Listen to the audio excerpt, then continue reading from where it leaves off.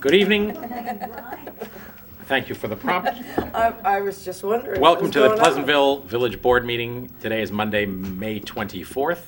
If you're watching live on Monday, May 24, we encourage you to call in with any comments or questions. The number is 769-1677. Again, if you're watching live, 769-1677, feel free to call in. Our next scheduled meeting is Tuesday, June 1 at 7:30 p.m. That's a joint meeting at Town of Newcastle Town Hall. We annually have a joint meeting with the Town of Newcastle regarding several joint interests. The prime one among them is our shared ownership of the Millwood filtration plant that provides water to the village of Pleasantville. So that's happening on Tuesday, June 1 at 7:30 p.m. at Newcastle Town Hall, joint meeting regarding water and several other subjects. We have a work session on Monday, June 7, and we have our next regular meeting Monday, June 14 at 8 p.m. with a work session at 7. We have quite a number of announcements of events. The end of May is a very busy time in the village of Pleasantville. The first is to look a little bit backwards to Pleasantville Day, which was the weekend before this past one. I think a great success. Mother Nature favored us as she rarely has on Pleasantville Day, so it was really a great day.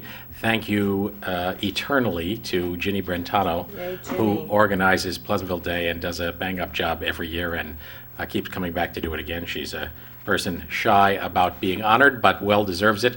And thanks to Linda Bellafato, our superintendent of Parks and Recreation, and her whole crew, as well as Mario Sansoda and the guys in Parks and DPW who assisted so well. If any of you came by the Board of Trustees tents, you may recall that we were in the business of selling surplus street signs. When we replaced all the street signs a year or two ago, we saved the old ones and we dragged them out on Pleasantville Day and sold them as a fundraiser for the tree planting program here in the village of Pleasantville. And I am happy to report that that enterprise generated more than $2,600, which is going to help us right away in planting a bunch of new trees along our new streetscape on Bedford Road down near Lukoil. That's where we're going to spend the money right away. So thanks to all of you who have now got a street sign hanging in your house. And a couple of people mentioned to me that they had street signs hanging somewhere in the garage or in the now gone after an adult life kids room. And I just want to let you know that for $20 you can buy absolution and turn that into a legitimately acquired street sign. So thanks to all of you who helped with that. That was a great day, both a lot of fun, a nice souvenir for a lot of people, and a great benefit to the tree planting program. We have a few left. And we post on. Yeah, we should post on the web. That's a good idea. If you're interested in a street sign, and a number of people were interested in street signs that went fast, we've checked out the list and are not in a position to fulfill many of those, but there are a few left. We'll post it on the web, pleasantville-ny.gov, within a couple of days, and you can take a look to see if you might be interested in one of the few we have left. Next Saturday, May 29th, is opening day for the Pleasantville Farm Market. If you've been listening, you already know that we're making some changes in the farm market. Peter Rogovin, our new farm market chair, has been fired up and full of enthusiasm. Deserves our eternal thanks, as do the rest of the committee. The farm market is going to be rearranged in a horseshoe shape near the north end of the plaza. If you have been down to Memorial Plaza in the last few days, we've cut a passage through the median that's just north of the gazebo so that we can continue to use the parking on the commuter side south of the gazebo, and people will have a way out when they park there during the farm market. There are something like 10 new vendors in addition to the old standbys, and it will be all starting up this coming Saturday, 8:30 a.m. till 1 p.m. Am I right, Mindy? That's correct. At Memorial Plaza. Hope to see you there, and I think I'm correct that a new program of musical entertainment at the farm market kicks off with our own Pleasantville troubadour, as he's called on the website, Oliver Hill. So Oliver's a great fiddler as well as lots of other things, and we look forward to seeing him at the farm market. Those of you who are interested in getting the latest news, the farm market people have a Facebook page, facebook.com/Pville Farm Market, and they're on a campaign to have more than 300 fans within the next couple of days. So if you're so inclined, go to the web and sign up. It'll keep you in touch with what's going on. A couple of days later, Monday, May 31, is Memorial Day. Always a great day in the village of Pleasantville, and we have the usual parade, which will muster up at Bedford Road School at 10 a.m. The services begin at the World War I monument in front of BRS at the corner of Academy and Bedford, where there's a ceremony honoring the World War I dead. The parade continues down Bedford Road to Memorial Plaza, and there are services and speeches down at Memorial Plaza, as well as some musical selections. The Pleasantville High School Band is there, as well as our own Pleasantville Fire Department Band, oldest fire department band in New York State. And it's both a great day and frequently a moving ceremony. We have a couple of speakers this year, including George Waterbury, who is a World War II veteran and the historian of the town of Mount Pleasant. And we have the brother and a comrade of one of the veterans who's honored on the Vietnam Memorial as well. So we encourage you to get up and attend that. It's not only a fun parade, but a moving occasion, and nice to have a good audience to take advantage of all that we do. Shortly thereafter, on Friday, June 4, is the Fireman's Parade. The events don't stop coming. It's exhausting. So that's on Friday, June 4. I think it kicks off around 7. Am I right, Patty? That's right. So the Pleasantville Fire Department puts on a great parade every year, one of the great events in Pleasantville's calendar. We will be posting no parking regulations in a whole series of places a day or so before, so you need to be aware of the fact that there are a bunch of places where parking will be restricted, and some places even beyond that where you may be able to park, but during the duration of the parade and a little bit thereafter, it may be hard to get out. So be aware of special parking regulations for the Fireman's Parade, which is June 4. And then lastly, mark your calendar looking ahead to Saturday, July 10. The Pleasantville Music Festival is kicking off. We have already signed up the Bacon Brothers, which is a great opportunity to have. You can come out and see Kevin Bacon and his brother. They are highly regarded. If we're lucky, Kira Sedgwick, Kevin Bacon's wife, will appear as well. Rusted Root, which is a rock band well known to some who are a little younger than I am, but not a lot. They are signed on as well. And we also, I think, are going to have I'd have to be a lot younger than you. well, it may look that way from your standpoint. A little younger than the Beethoven. We're expecting that the music festival organizers, Sal Skolnick and Rich Sarfati, will, as well as our partner, 107.1 The Peak, we'll have a big announcement to make within the next few days about the last of our headliners. But we encourage you to go to the Music Festival website, which is pleasantvillemusicfestival.com. That will keep you up to date on what's going on. We'll give you a link to buying online tickets, which I think are going to start pretty soon, and give you also a link to sign up to a Twitter account if you want to get late-breaking information fed directly into your brain stream. So pleasantvillemusicfestival.com for the music festival, facebook.com/Pville Farm Market for the farm market, and don't forget Memorial Day Parade on May 31st, Monday at 10 a.m., and the Fireman's Parade, Friday, June 4 at 7 p.m. The last thing I had on my list to comment on is a hearty congratulations to two young men in Pleasantville, Tim Schultz and John Gregory.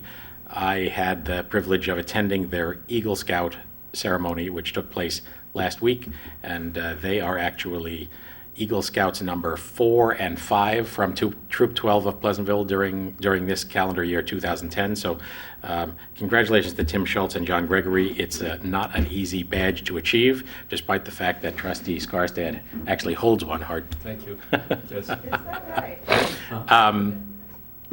A really impressive accomplishment. Two very impressive. That's when they used right. to give them out for nothing. Oh, they were twice as hard in those days. Tell me. Two very impressive young men coming out of a troop that has I think, been a leader not only in Westchester, but maybe well beyond in terms of the percentage of its scouts that achieve that highest standard. So congratulations to all. Anybody else have anything to add? I offer congratulations to everybody in and around Pleasantville who has a college graduate.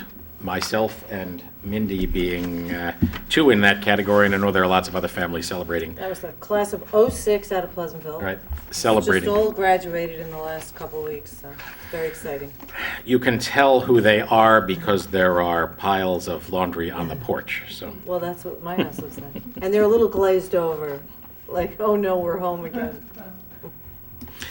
We have a number of resolutions tonight and a little to say about each of them. So why don't we go into those? But there are two in particular I think we want to give a little description to, and one of them is an intermunicipal agreement with Briarcliff for a solar energy project we're undertaking. And the other that I think warrants some further description is our agreement to a settlement with Foxwood condominiums regarding tax grievance. So when we get to those, we can chat a bit about them.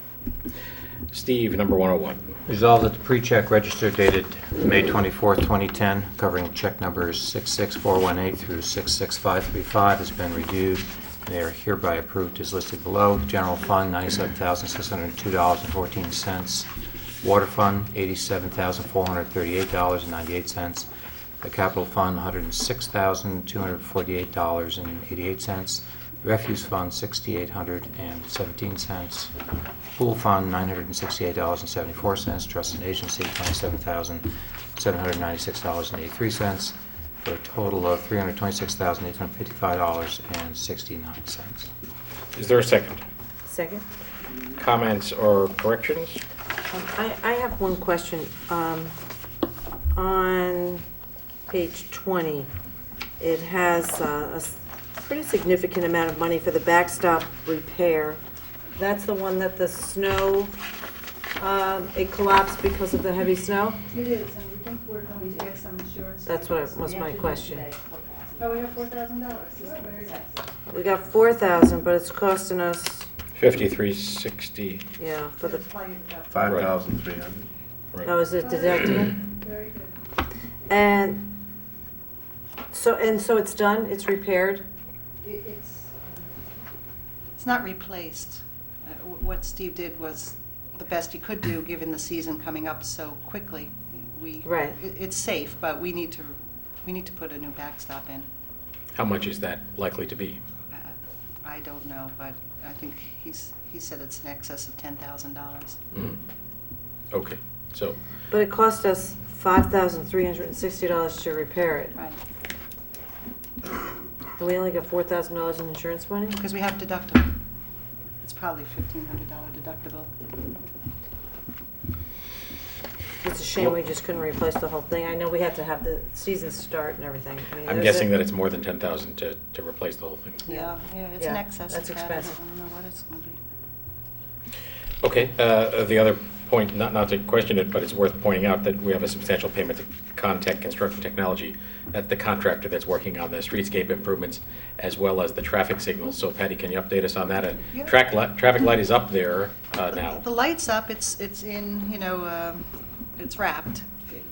This is the It will light stay- that's hanging in front of Look Oil at the Right. corner of where Bedford Road hits Pleasantville Road and curves off towards Pace. Yes, the traffic signal will stay covered probably for the first month, because it's basically required. process, Yeah, it's right. required to do that so people get used to the fact that there is one coming and that it Right. just doesn't suddenly appear. They've installed all of the poles for the pedestrian walk cycles, those ped heads we call them. You could see them on every corner right outside here now by Jean-Jacques and by Photo Works and across our way as well, and also by Luck Oil. I think they're just waiting to install those, and we're essentially done. We've asked them to do as an extra item, the entrance to the plaza needed some handicapped accessibility, so they've cut out a couple of pieces of concrete for us so we can put the ADA ramps in at the end of, just off the corner here. And as you come down the stairwell, there needed to be a way to get off of the sidewalk, so they're cutting out a piece there as well. But I'm delighted with the project. I think people are very That's good. excited to see it. It looks neat. It has, a visual, appeal. And once we fix the Cooley Street, parking situation, I think people will understand how it all came together and how well it works. What about the plantings in the median strip there by 7-Eleven? I think I'm gonna ask them if they're out of the way there now and they're not digging, we can probably get in there and do something, but I don't know if they're totally out of that area. Okay. But that's our responsibility. Yes, that would be ours. All of the planting is except that little rain garden that they put in Right. on the corner of Cooley Street. A lot of people have inquired about the entrance to that parking area on Cooley Street as you turn in off Bedford Road to go to the area with Mediterraneo. And in fact, we have a resolution tonight about the parking regulations, but it seems awkward right now. The intention, which will be fairly shortly realized, is that the head-in parking that currently faces into the stores is going to be turned around to the other side of the parking lot and face towards the Key Food parking lot, so that the drive aisle will be aligned with the entrance, whereas at the moment it appears not to be. That's correct. There'll be very little parking on the east side, only 4 spots perhaps in front of the stores. But for that first 100 or so feet into Cooley Street, there'd be no parking on the right side. It'll all be on the left side of the road. And yet, the amount of parking will stay roughly the same. The number of spaces will Number of stay spaces, roughly the right. same. So we're not losing parking. No. It'll just be better organized. Okay. And then the last happy note triggered by the check register is that the portable toilets are now at Roselle, Parkway Field, and Nanahagan, but not Soldiers and Sailors, because the new restroom building is up and running. That is correct. So in addition to providing running water and water fountain and bathroom facilities at Soldiers and Sailors, we are saving modestly on a monthly basis and not having to provide portable toilets. And thank you for reminding me with the word modest. Apparently the locking system at those bathrooms, just a cautionary note that if you're in there for more than 5 minutes, I believe the doors unlock. It's 10 minutes, isn't it? Is it 10 minutes? I thought it was 10. I thought this was. All right, well, there is a very defined period of time in which you can rely on the doors to remain locked. That's for safety purposes. A note of caution. Do what you have to do and move on. Exactly. No reading room. And if you have to do any more, Not go read. home. You should be home anyway. All right. I knew there was a bit of risk venturing down that aisle, and I'm happy I'm to see sorry. that. All right. I'm tired. My colleagues completely dragged us right down the. Ask DPW to remove the stacks of magazines. Yep, no reading in there. All right. All in favor? Aye. Aye. Aye. Motion approved. Number 102. Resolved that the Board of Trustees has reviewed the minutes of the meeting held on Monday, April 29th and May 10th, 2010, and they are hereby approved. Is there a second? Second. We have 2 minutes that we're approving here. The meeting of Monday. Sorry, that's Thursday. Yeah, it's not Thursday. It's Thursday, April 29th, right? The April 29th meeting was a special session that we held for the purpose of voting on the annual budget. It had originally been on the agenda for the previous Monday, but we continued to fight with it for a few more days, and I think productively so. So, any comments or corrections? Yes. All in favor? Aye. Aye. Motion approved. Yeah, we're going to table Resolution 103, which is an approval of an agreement with the SPCA, which has been an annual agreement we have entered into for the SPCA to take charge of animals that we end up sending there, but it has amounted to $4,778.28, and to our knowledge, we have never availed ourselves of this service, and so we're going to just examine a little further what's required and how that number was arrived at before we vote on it. So, number 104. Resolved that the Board of Trustees of the Village of Pleasantville hereby appoints Judith Weintraub as Registrar of Vital Statistics, effective May 24th, 2010 through April 30th, 2012. Is there a second? Second. All in favor? Aye. Aye. I can assure you that our vital statistics are well cared for in the hands of Judy. That's for sure. All in favor? Did we vote? We Yeah. did Yeah, that. we did. Okay, great. 105. Resolved that the Board of Trustees hereby approves the request from the Pleasantville Lions Club to use Roselle Park on Saturday, October 16th, 2010, Rain date Saturday, October 23rd, 2010, from 10 a.m. to 4 p.m. for their annual Horseshoe Tournament. And further resolved that the Board of Trustees hereby gives the Lions Club special permission to barbecue. Said approval is subject to the approval of insurance documents. Is there a second? Second. The Lions Club has run this thing the past 2 years. This will be their third annual Horseshoe Tournament. It's a great event. I guess the notion of selling hot dogs and hamburgers expands on the event from previous years. Happy to have them do it. They are raising funds on behalf of the Pleasantville Interfaith Emergency Food Pantry. There's an entrance fee for the tournament. Prizes are awarded to the winners, and it's a great event. We were supposed to I join know, I together don't know one what year. happened. I think we've gotten rained out. We did I get can rained do it out. this year. Are you going to do it? The Mets will not be in the World Series. I'm sure I have nowhere to go. Now, I don't know. Did you I watch don't know, last I beat night? the Yankees a couple times, I don't know. Had to bring it up, I know. All right, well, the thank Lions you. Club do a great job. Mark your calendar, and we'll mention it again when it gets closer to the event, but that is on October 16 Why are we doing this in May at for an October? 10 a.m. They need to plan ahead. And they need to They're get very it organized. reserved. Hey, All in favor? Aye. Aye, motion approved. Number 106. Resolved, the Board of Trustees of the Village of Pleasantville authorizes the village attorney to proceed with a settlement of the Foxwood Certiorari in accordance with the proposed settlement agreement. Is there a second? Second.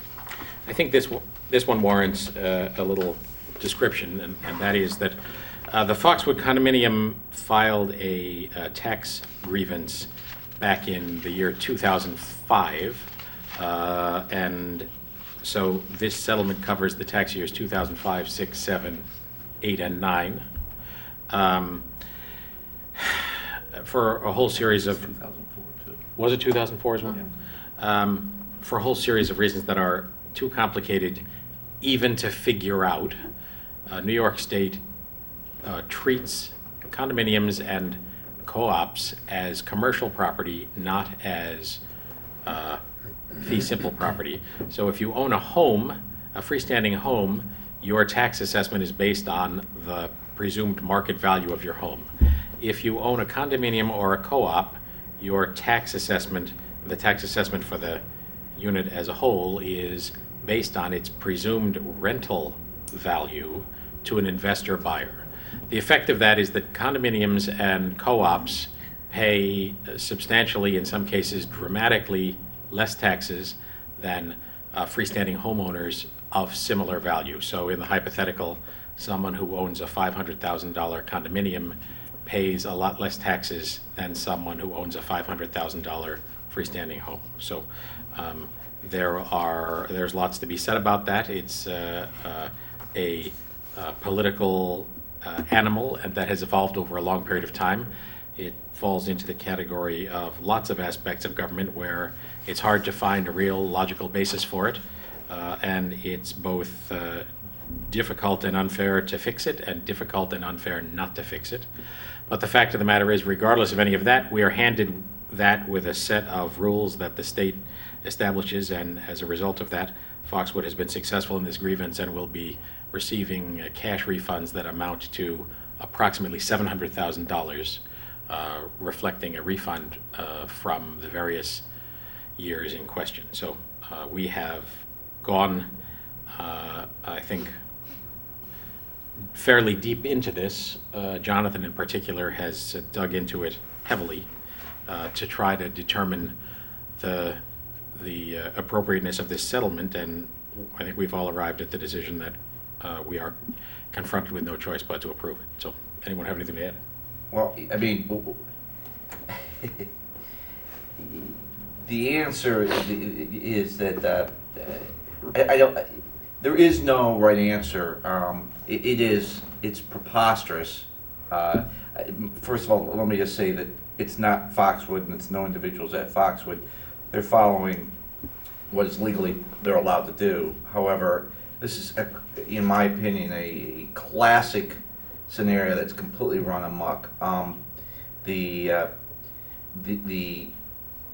absurdity of it is that you've got condominiums. I think we just saw a listing running between $400,000 and $500,000 there.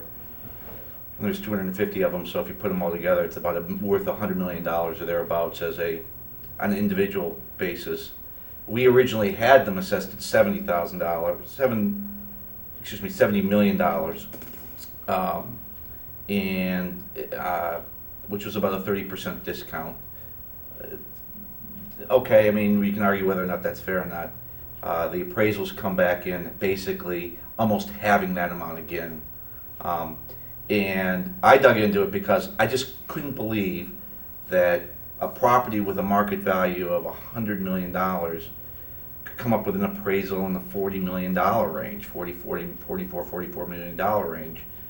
And it is a very complicated way they do it, but basically at the end of the day, it's the income that they think that can be derived from the property as rental units, less the cost, and they throw everything into that cost number.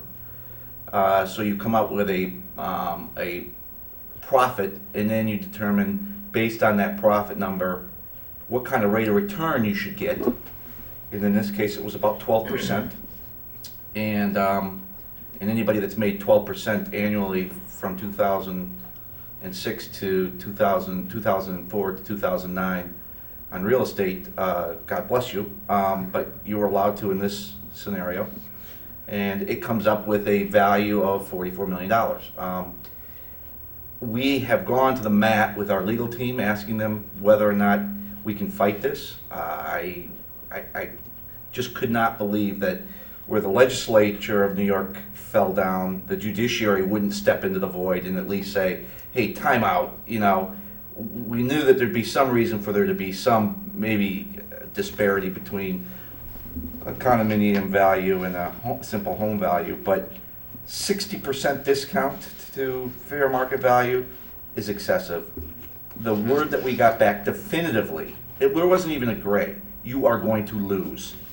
The judge that's here, it will absolutely throw it out, and your chances of winning on the appellate are slim to none, and the penalty for doing that is ridiculously expensive.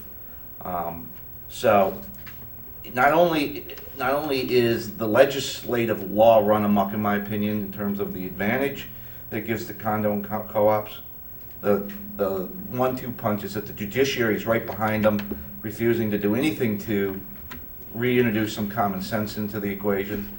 At least we were given zero, and I mean zero, confidence that we could rely on the judiciary process to introduce some common sense. And so we're left with this situation where I don't know that it's fair to do, in this particular instance with this particular law, I don't know that I necessarily agree that it's unfair to do nothing and unfair not to do anything. There are certain aspects of the tax code where I think Peter's absolutely right on. Here, I think that, you know, and I'm going to do more on this and provide people with information as to who to write. You cannot use the market value as the basis for assessments for co-ops and condos. It's got to be done with this formulaic approach as commercial property. However, you can use the commercial market value of them as the upper limit. So you can never tax them above it. You can only, so it effectively puts a cap on it. You know, why can't the legislature say something like, we never meant it to be this way, and that, you know, it can be no less than 30% or 25% of the fair market value of property? I don't know. It's absolutely insane as far as I'm concerned, and it puts a disproportionate burden on single-family homes. You know, because as far as I'm concerned, they're getting the same services, they're going to the same school. This affects the school too. And there's no reason for them to get it, you know, 60% off, in my opinion. So it puts us in this really nasty situation of either voting for it because we don't like it, but the alternative is an even worse penal situation for the Pleasantville taxpayer. And it's just, it's been one of the most frustrating exercises that I've been involved with, and I think the board, I think I can say it for the board, that we've been involved with in the last 7-8 years. So that's where I'm at. And we're not alone. Other towns are experiencing No, this you're too. absolutely right. I Right. mean, the lawyers say we can line up the communities and give you apparently this comes out of New York City where, there's a lot of condos and co-ops, and they are, probably the vast majority of the housing stock there. So if they want to cannibalize one another, let them go ahead. But here, where they're 10 or 15% of our housing stock, the effect is not to cannibalize one another, but gain a disproportionate position relative to single-family homes, and it's just not fair.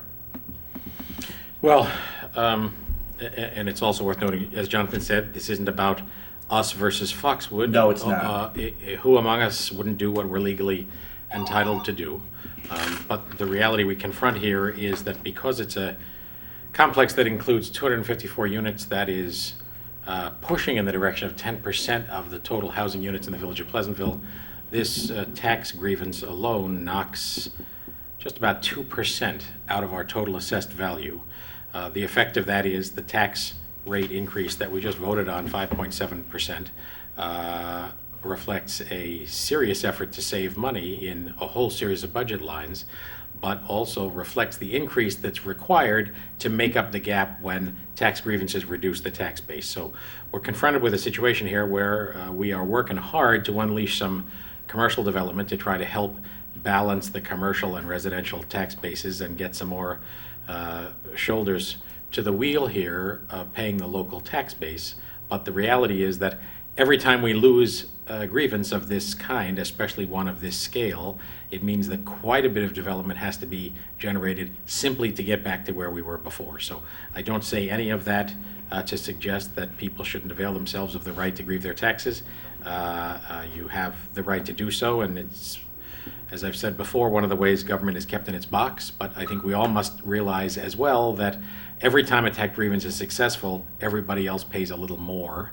And it's particularly difficult, as Jonathan clearly described, in a circumstance where co-ops and condominiums are now paying well less than half the taxes they would pay, that would be paid by a home of equivalent market value. So it's a struggle. We confront a lot of givens. We have certainly made our concerns known at several levels of government. I can tell you that the comments that have been sent back to the county executive about the issues that are on special concern of all the towns and villages and cities in Westchester have had tax certiorari problems as a high priority. We're confronting an environment here where it's going to be tough to make progress in an environment where we're losing ground at the same time as we're fostering some new development. So tough environment, but we have before us an agreement that we are advised after exhaustive research is the best we're going to do, and I want to thank the Foxwood condominium for their willingness to assist us in planning a payment schedule that will stretch this out a little bit. We are next going to confront the question of how to pay this and whether we pay it out of cash on hand or establish some funding mechanism that involves some sort of bonds. So that will be the next challenge we confront. All in favor? Aye. Aye. Can I Motion abstain? It's a free country.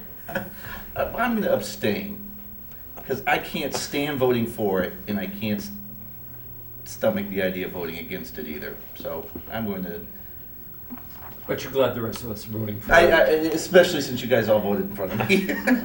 No, he asked for the vote too quickly. Under procedural I did not rules. mean to put anybody in a position other than, Under procedural rules, an abstention is a negative. I didn't know that. I thought an abstention was just that, an abstention. You could vote present. Present? All right, well, just to be clear, am I clear in indicating that you agree we have to take this action? Yes. And it's just Yes. kind of a protest? Yes. Okay. Yes. Number one. May I just add one thing to this, Sure.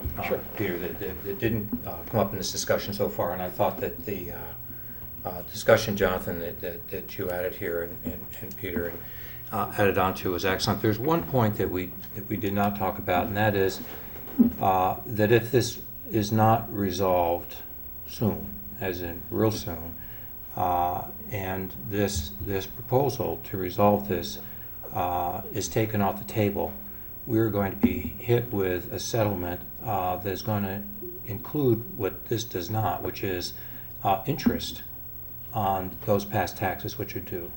So there's somewhat of a carrot for us to move ahead, aside from the fact that we've been advised by our attorneys that this is not, definitely not, no way not, a win situation. We discussed with them where we would go if we were to challenge this, and again, it was never a thought of them and us kind of a thing, but really more, could we find a venue in which to work out a solution that was somewhere in between where we are and where those who are looking for a break on taxes are. And the response was, it's black and white. It's this, or this goes off the table and this goes off the table. The village, all the taxpayers in the village, oddly, Foxwood themselves, would suffer because there would be an interest penalty that would have to be picked up in debt service here with the overall village government. So I just wanted to clarify that. There were no compelling reasons to proceed further than we did in trying to find out how we could pursue this intelligently and responsibly, looking at the cash flow here in the village. Thank you, Steve. All true, so. Okay, number 107. Resolved that the Board of Trustees of the Village of Pleasantville hereby sets the following summer village board meetings scheduled for July and August. July 13th and 27th, a regular board meeting, 8 o'clock, work session, 7 p.m., and the same for August 9th and August 23rd. And further resolved that the work session on the first and third Mondays during the months of July and August are canceled. Is there a second? Second. This is our usual practice to drop the work sessions that we normally have every week and instead just have 2 meetings a week. It may be that we have to, I'm sorry, a month, yes. It may be that in the month of August, our regular meetings are scheduled for the 9th and 23rd, that we will in the end schedule a third meeting for the purpose of transacting some business that needs to be done on a timely basis, the check register, et cetera. But if we do end up doing that, we'll post it. Is there, all in favor? Aye. Aye, motion approved. Number 108. Oh. Who is it? You. Your turn. Oh, He's just getting ready to abstain to that last one. can I abstain? I don't like that. Maybe you should try present. I mean, go run through all, Present. run through all the options. I didn't even know present was an option. I'll add that. Resolved that the Board of Trustees of the Village of Pleasantville hereby establishes the salary of the Chief of Police pursuant to General Municipal Law 207M in the amount of $139,813. Is there a second? Second. General Municipal Law 207M requires, and I quote, that whenever the base salary of a permanent police officer who is the highest ranking subordinate to the head of the police department is increased, the salary of the permanent full-time head of the police department shall be increased by at least the same dollar amount, which is what we are doing. In no way to suggest that it's not deserved, but we're in an environment where it's tough to provide increases at all. So we're fulfilling our legal requirements here. All in favor? Aye. Aye. Aye. Aye. Motion approved. Number 109, Brian. Whereas Briarcliff, Manor, and Pleasantville are each recipients of federal grants funded by the American Recovery and Reinvestment Act for the installation of photovoltaic solar generation systems in mutually exclusive Department of Public Works facilities. And whereas Briarcliff Manor and Pleasantville desire to enter into this intermunicipal agreement for purposes of engaging a common project consultant for both design and construction administration services in order to take advantage of the proximity of project locations and similar project scopes. And whereas Briarcliff Manor and Pleasantville agree that each municipality shall pay its proportionate share of costs, now therefore be it resolved that the Board of Trustees of the Village of Pleasantville hereby authorizes their staff to participate in the preparation and issuance of a request for a proposal, a request for qualifications for professional consulting services as referenced herein, and further resolved that upon review and after due diligence, recommend to said governing boards the most qualified and cost-effective consultant to be retained by both municipalities for purposes of administering the federal grant programs. Is there a second? Second. Patty, Yeah, I think explain. this is a great It's idea. a great, and it's your idea, I think. It So, was. Justified, thanks to you. You're welcome. When I read that Briarcliff also received the same grant for the same purpose and the same amount of money, it made sense to Which is call- about $250,000. Yeah.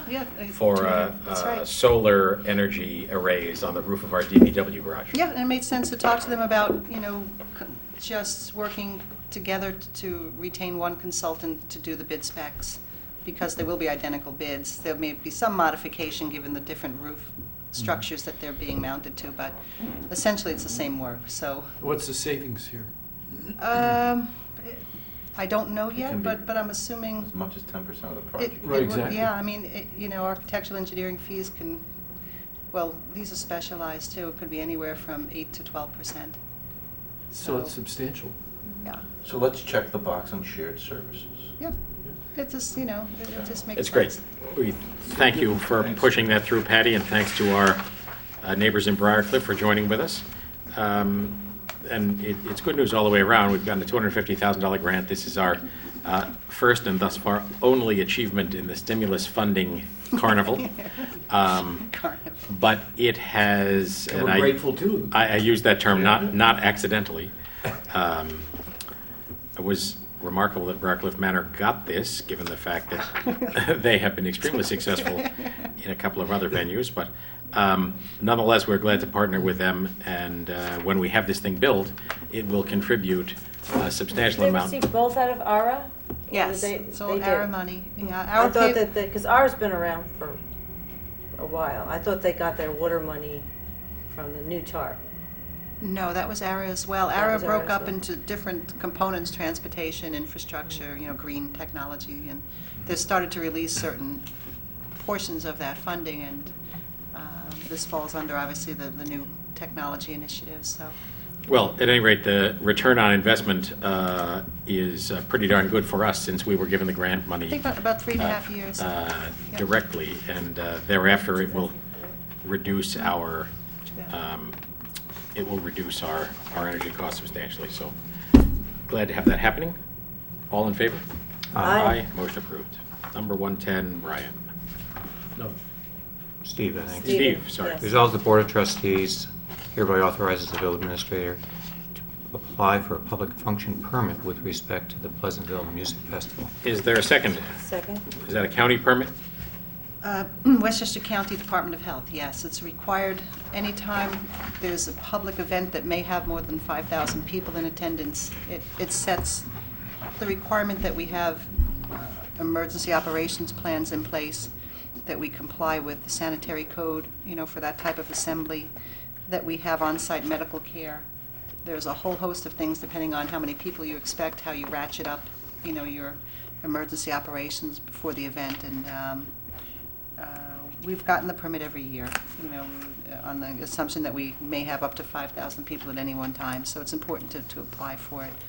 And as an aside, the temporary beer and wine permit came in today, so we've got the permit in the village's name for the beer and wine garden this year. And now next week I should have the insurance policies in place for that as well. So Great. we're setting the table. And Mr. Mayor, who's coming to the music festival again?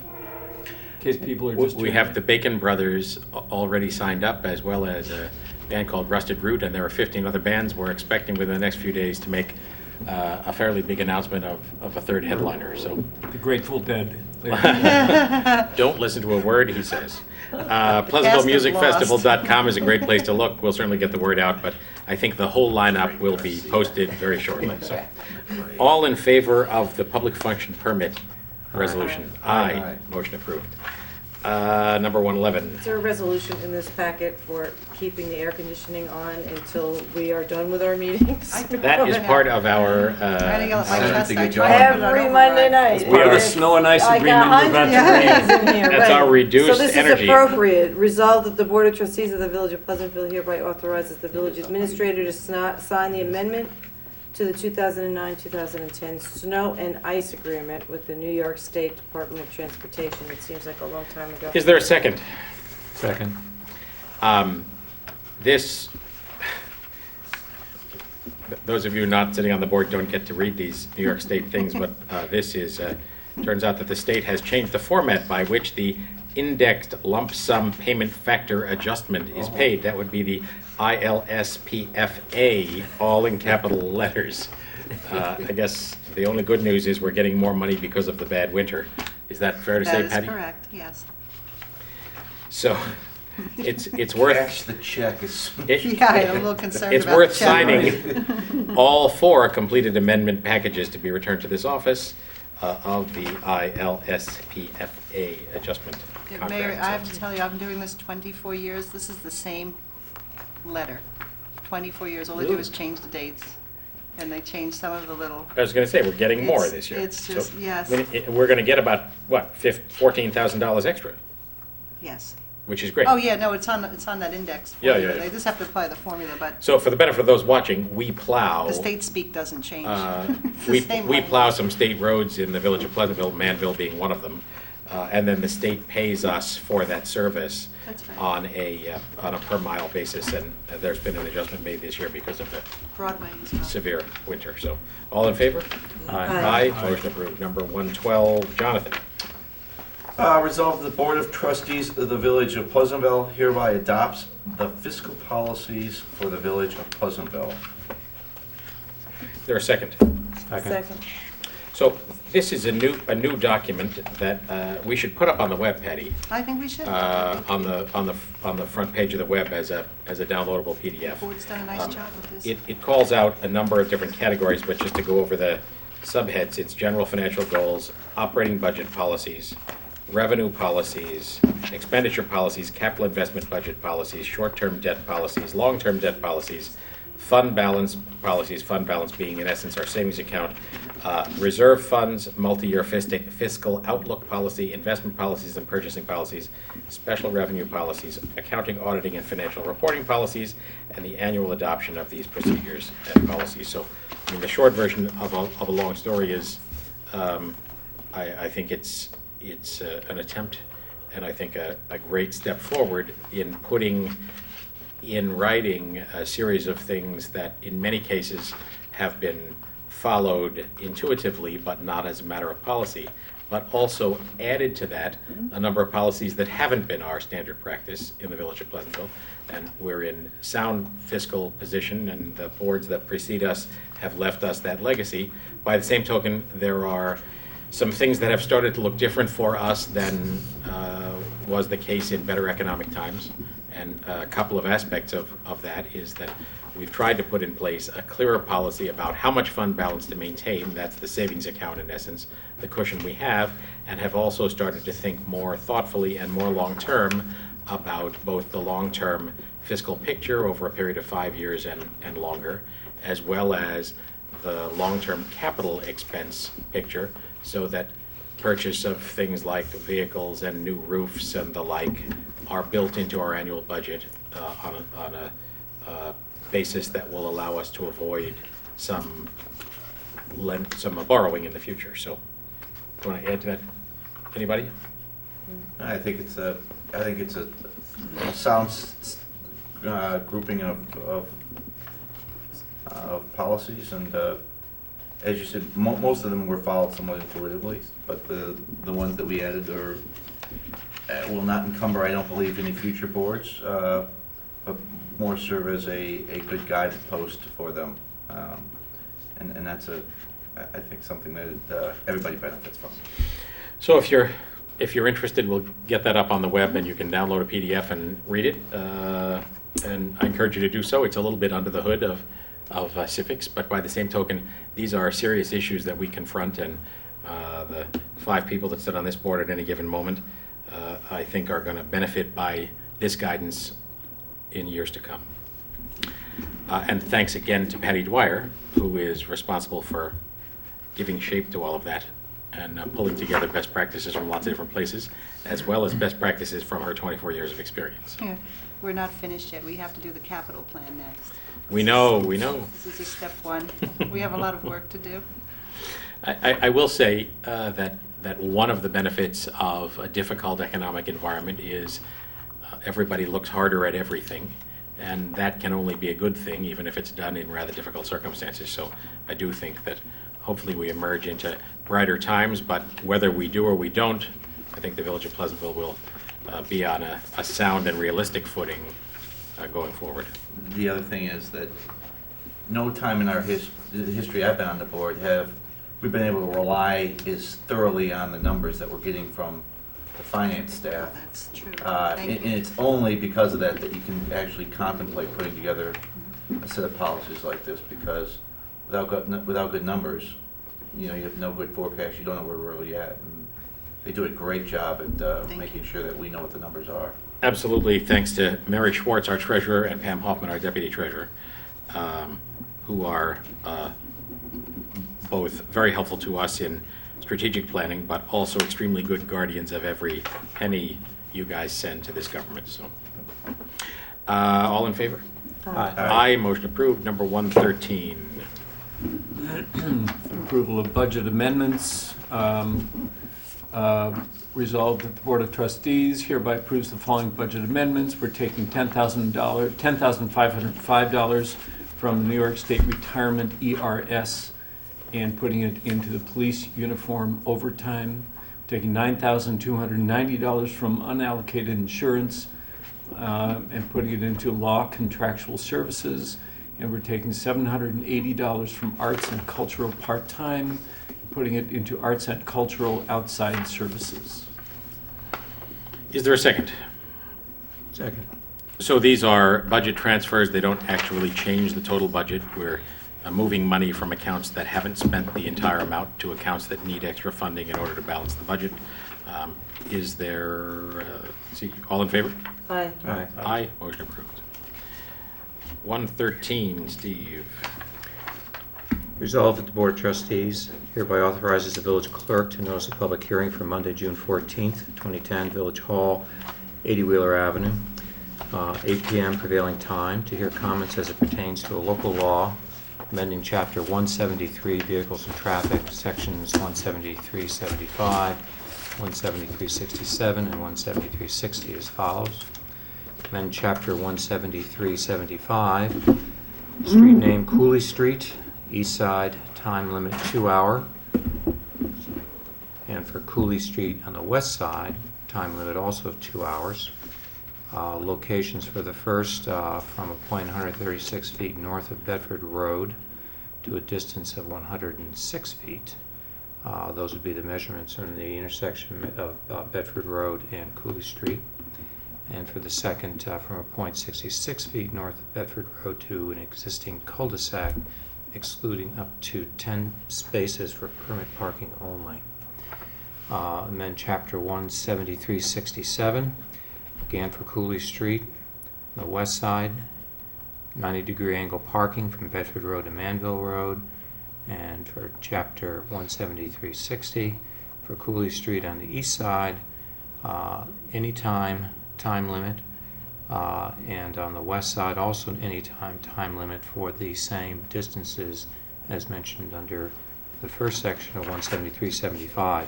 If this is confusing anybody listening, it's confusing me reading it. If I sat down with a map and I saw where all these distances were, it would all make a whole lot of sense. We'll A have number of that, them, a number of them, as I understand it, though, are really the spaces that are extending essentially from Luke Oil down toward and past Mediterraneo, Right. where the parking on one side of the street is changing and the other side of the street is changing. On the Mediterraneo side, I believe it's going to only 3 parallel parking spaces, and on the supermarket side, it's going to perpendicular About 34 spaces. spaces, About 34 right, all the perpendicular way, spaces. yeah, And these down. regulations will cover new metering time limits, as Right. well as the switch in the configuration of the striping on the street, which has caused great consternation in Jonathan's family at the round table, Indeed. where the king of the court has been challenged. It's not new time limits, it's the same 2 hour. It's been right? 2 hour. It's been 2 hour, The metered parking zone had only been on the east side. right. It's now moving to the west But side. it was 2 hour on the east side. So 2 hour we'll on the we'll east have a side. map of this We'll at illustrate it, at yeah. the time of the. It'll look a lot better. Is there a second? Second. Okay, so we'll have a map Second. describing this. I think it's it's quite uncontroversial in the end. But we're required by law to have a public hearing before voting on a thing like this, and as Steve said, that public hearing will take place at the meeting on Monday, June 14. So if you are interested in cutting through the thicket of words that we have just provided with you, you can tune in on Monday, June 14, and we'll have a map to show it. But the short version of the story is most of the parking is switching from the Mediterranean side to the other side, so that you'll park head in with your headlights aimed towards Key Foods instead of towards Mediterranean. Well, and at some future date, it could be that Cooley already is a paper street that goes all the way through, and in the past has been a street that goes all the way through to Manville Road, and it could be at some time in the future that gets opened up again. It and absolutely would could. change the way that Right. street is accessed. So I think we're setting up a number of potential future And- games. Yeah, and just to be clear, the idea of changing the parking, I am told, and as I have relayed to my wife, will make that bump out in the configuration of that corner when you're trying to make a turn into Cooley make a lot more sense than it appears to make right now, which she might argue, and rightly so at times, makes very little sense because it's very hard to make a turn into Cooley if there's a car there trying to make either a right or a left. And it's mostly got to do with the way the parking's configured behind them. So. Okay, all in favor? Aye. Aye, motion approved. That was our last, resolution. Judy, the numbers don't line up with the agenda, is that, Yeah, the last one should have been 14. should have been 114. Okay. All right, I think in lots of circumstances, it feels as though the interesting business of the board ends when the resolutions start, but I think tonight's example is a good indication that although some of what we do in the resolutions is a bit dry and pro forma, a lot of what we do is the business of the village going on, and we appreciate your interest in hanging on. All of those viewers who are hearing this are ones who stuck with us, and so we appreciate that.